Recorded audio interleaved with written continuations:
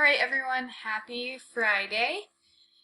We are going to go over the calendar and I'm going to walk you through what you're going to be doing today. So let's go ahead and take a look. So we're on Friday, April 24th, and today you're just going to draft your lead and your ending for your project. So that's like the beginning and the end of your project. Your research questions and everything you did this week to find answers to those questions are going to be the bulk of your project, but then you still need a lead and an ending because the checklist tells us we need that. So this is just a draft. It's just to get you thinking about, okay, what am I going to do for my lead and my ending? Again, we're not going to start working or putting our project together until next week. So next week is devoted to taking all these notes and then your drafts and kind of putting it all together to create your project. So we are going to look at the checklist, and there's some resources to help you in these links.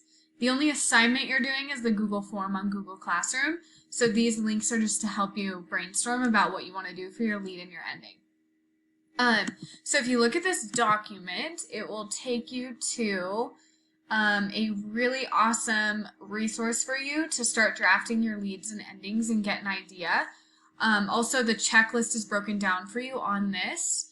So if we look at our leads, if we start there, you guys have done a hook before, right? In our essays, in our paragraphs, we have learned about hooks. So it's the same thing, but you're just going to present it in a different way. So this is what the rubric says, is you have to have an introduction. So some sort of, title slide, or if you're making a wee video or a podcast, you can't just go straight into your project. You got to entice your audience. You got to make them want to listen to you. And so this is where you get to be creative and you get to include kind of your own thoughts and opinions about the topic.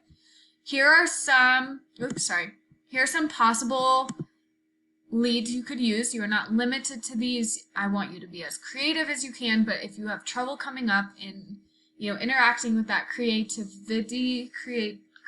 side of your brain, then you may need to look at these.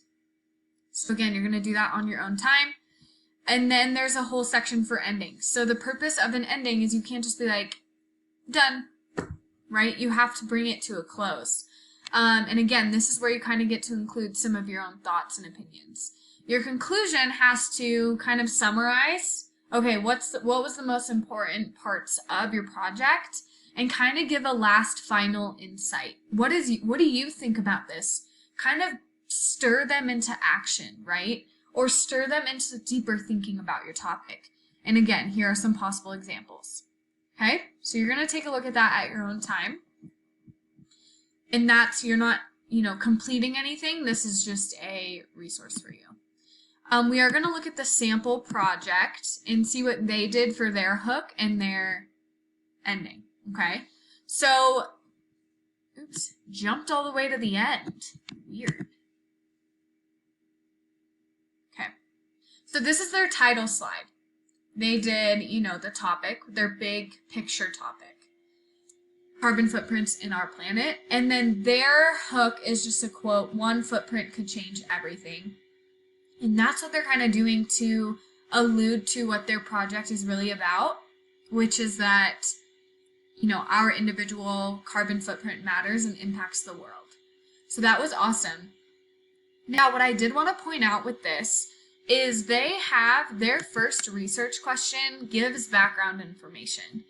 And this is kind of even a little bit part of their hook because they're giving, background information on what a carbon footprint is. So if you do not have a question, if one of your research questions is not providing background, you might need to have a whole part of your project devoted to giving background on your topic.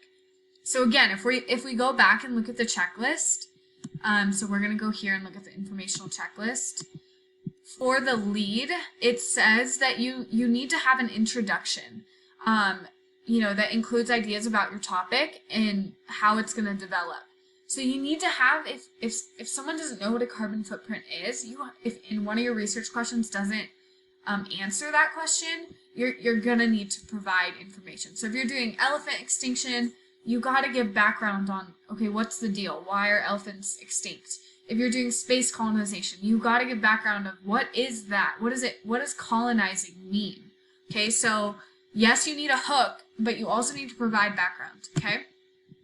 Now let's scroll down. So they answered all of their, if we're looking over here, this is where they answered the bulk of their project. In between their lead and their ending is all this information. They include graphs, they include quotes, they include charts, right? So you're going to have all of that included. They included a Weed video, right? It's awesome. If you haven't watched it yet, you got to go watch.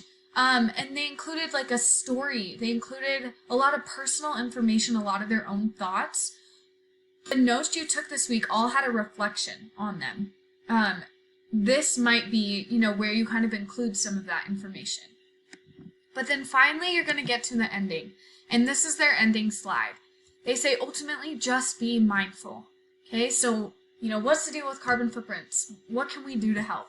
Just be mindful. Be mindful about all the actions you take and create.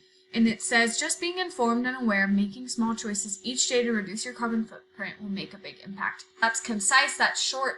It wraps up their whole main points about just your choices matter and our earth matters, so be mindful, okay? So you need to have an ending before you have your bibliography, all right? So, again, you might not be doing a PowerPoint. You might be doing just a wee video. You might be doing a Prezi. You might be doing a podcast. You might be doing a website. So if you're doing a website, for instance, you need to have a whole page devoted to an introduction and then a whole page devoted to a closure. If you're doing a podcast, you need to have, you know, a couple sentences and you need to be very clear with your verbal transitions about this is my beginning and this is my end. I am here if you guys need help with this. And again, we're just brainstorming some ideas. I want you to start thinking about your lead and your ending because this whole week, Monday through Thursday, was really devoted to researching the bulk of our project. But the lead and the ending are also essential components to your project. So you need to make sure that you are thinking about how you're going to, you know, introduce your project and then close your project. Okay? So next you're going to go to Google, after you're done looking through all of those links, you're going to go to Google Classroom and there's a Google form you're going to fill out, which is going to give me insight on what you're thinking about doing for your lead and your ending. You don't have to start drafting your lead and your ending yet, unless you got really excited about an idea that you have and you don't want to forget it. You're welcome to start kind of putting some things together. But if not, we're going to wait till next week, and next week's going to be, all right, let's do it. Let's create our project. Okay? If you guys have any questions, just send me a little email, typey type, or you can, email me. Email is how we get in contact. You can email me and set up a Microsoft Teams face-to-face thing, whatever you want, okay? Proud of you guys, you're doing awesome. Can't wait to see your final product.